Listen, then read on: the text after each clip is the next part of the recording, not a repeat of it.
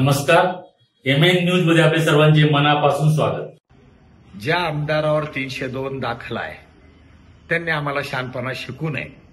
खरं तर जनतेने त्यांचं खरं आणि खोटं रूप हे ओळखलेलं आहे। खऱ्या रूपाच्या मागं किंवा खऱ्या विश्वासाच्या मागं जनतेला आता कळालेलं आहे कोण आहे कोण नाही। जे विश्वासघात करतात अशा मंडळींकडे ही मंडळी करत नाही। हे कशावरनं सिद्ध झालंय माहितीये? हे नेहमी टिमकं वाजवतात की विकास झाला 4158 कोटी रुपयाचा। मग या बगलबच्च्यांना ना साड्या का वाटावा लागतात? तुम्हाला विमानाचा प्रवास का करावा लागतो? त्याच्याही पलीकडे आता पैसे पकडले गेले, हे पैसे वाटावा का लागतात? हे कोणाचे बगलबच्चे, कोणाचे नातेवाईक? सोमाटण्यामध्ये प्रकार झाला तुमच्या देहूमध्ये झाला।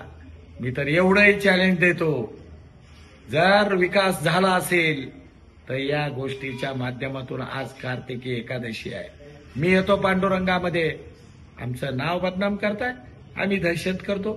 मग यांना सर सत्तेची इतकी मस्ती असेल, ही पैशाची मस्ती आहे।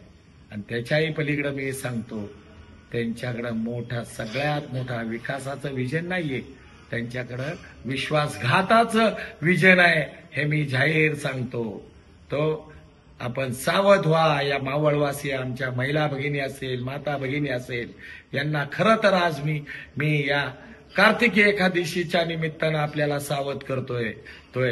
या मुलाचं घ्या किंवा आपल्याला काय नातं समजायचंय ते नातं घ्या। मी तुमचं पालतत्व स्वीकारलंय, आमच्या मुलींचा मामा म्हणून मी आपल्याला स्वीकारलेलं आहे।